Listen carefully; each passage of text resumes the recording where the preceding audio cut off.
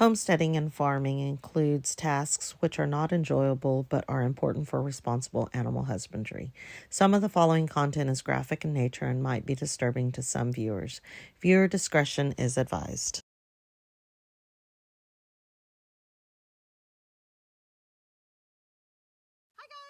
Hi guys. Welcome back to Robertson's Valley Acres. Waka waka. You guys, we have a lot going on today. Yes. We've got a lot of things we got to get done this afternoon, but we are also going to be working pigs. Yes.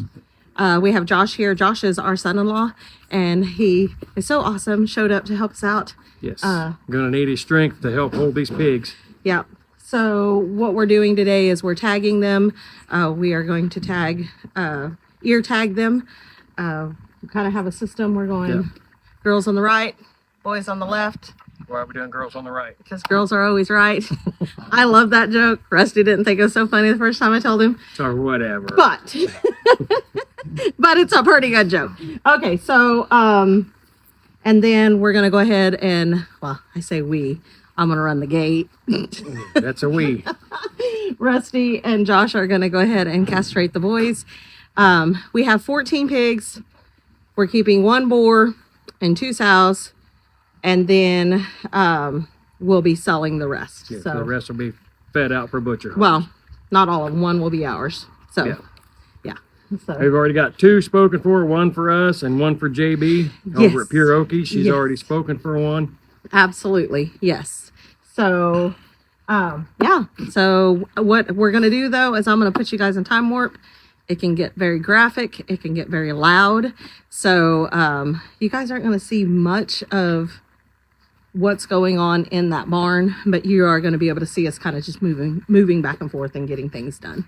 So if you want to watch more today.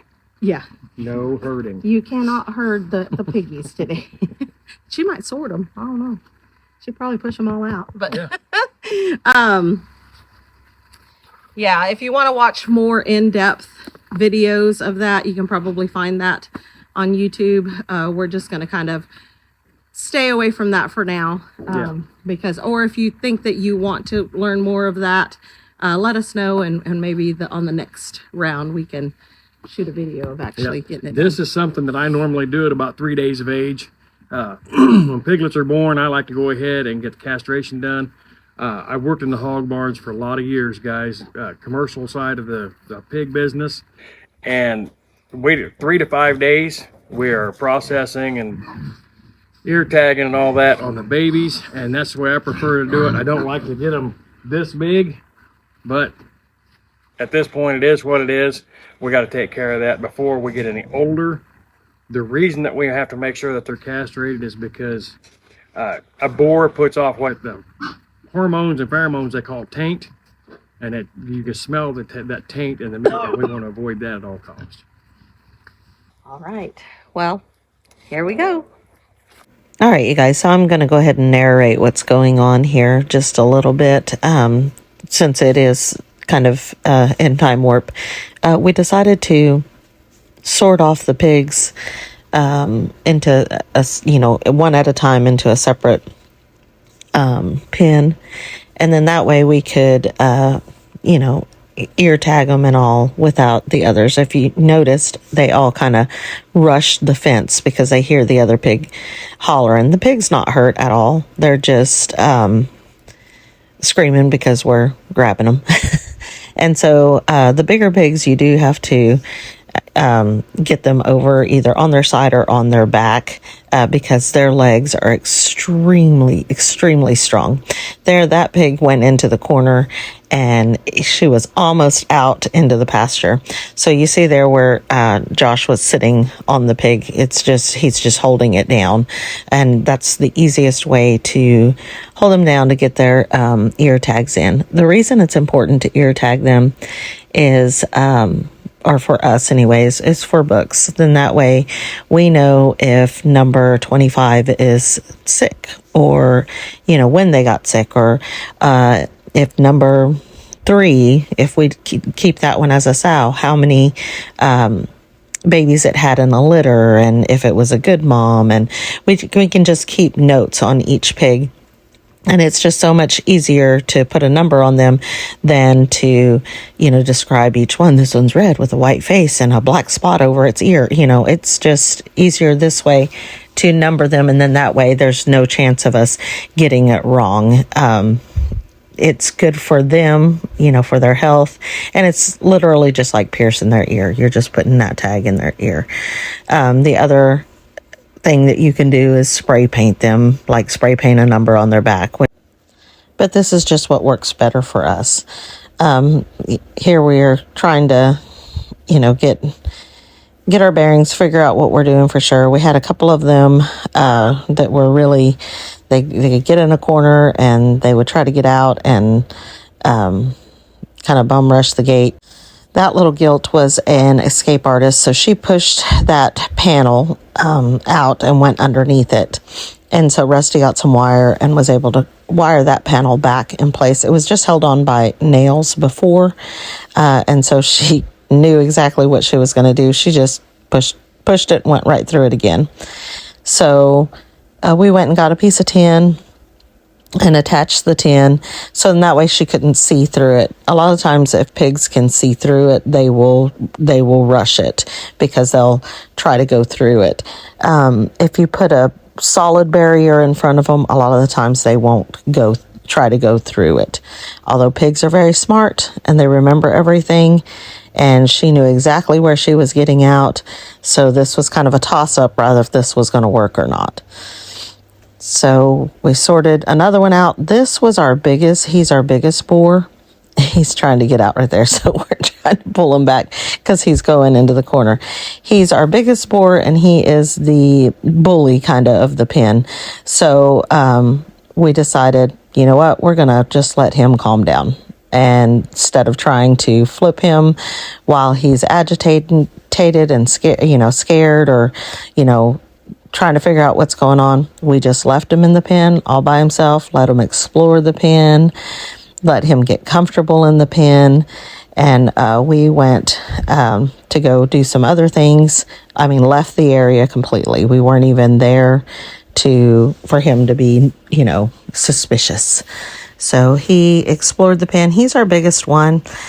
We are going to end up taking him to the sale barn. We don't want to keep a boar that is kind of the bully. We don't want to do that. So, but when when the guys came back in, they just laid him over and pierced his ear. I think that was our best bet, was just to let him calm down.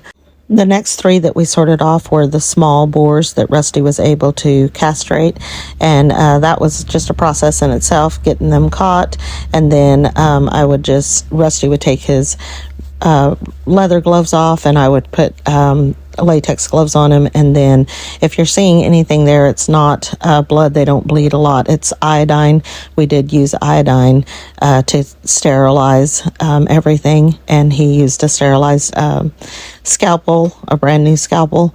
So we tried to keep it as sanitary as you can in a pig pen. We kept them separated for a while from the rest of the pack just to make sure that they were going to be okay. And that was it. It was fast and furious. There was only one boar that we were not able to separate from the group to tag. You okay? Yeah. Sure. Yeah. Hot. Well, yes, you are, sir. Yeah. You've got stuff all over you. Oh, yeah. A little bit of pig crap, it'll be all right. Go RidgeLife.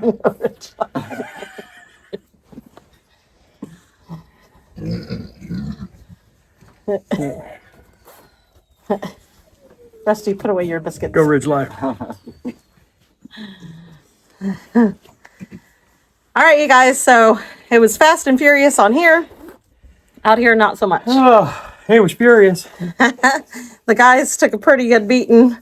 But now you guys can see they are,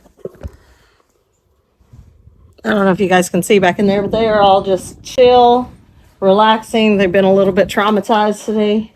Good thing is it's a 1-day thing. One and done. One and done. Now that being said, we didn't get one boar. One boar. We didn't get his ear tagged. He's the smallest of the older boars, and he is the quickest. Yeah. But we ended up, once we started sorting, we ended up realizing we had more girls than we thought. We had 4, 5, 6, we had 7 girls, and we originally thought we had 6. So 7 girls, and then 6 girls. 7. No, 5 and 2, 6, 7. Yeah, 7 girls. Yep. Yeah. So 7 and 7 altogether then. Yeah. And that was better than what we thought. And then Rusty and Josh were able to cut 3 of the little small ones. Yeah. They were able to get them. The big boars, there's just no way with just 2 guys that they would have been able to. There's only 3 of the big ones. So, right? There's 4 of the big. Okay, 4 big ones. We're keeping one back. We're keeping the big red one back and keeping him for a boar for us. The other 3, we're going to haul up to the sale barn and go ahead and get rid of them. Yeah, and we ear tagged them other than the one, which is fine. Yeah, I'll just know that one was the one that, for my bookkeeping. One that got away. For my bookkeeping. No tag. No tag. No tag. And we'll know what that one brings. But yeah. So, geez, we've been out here.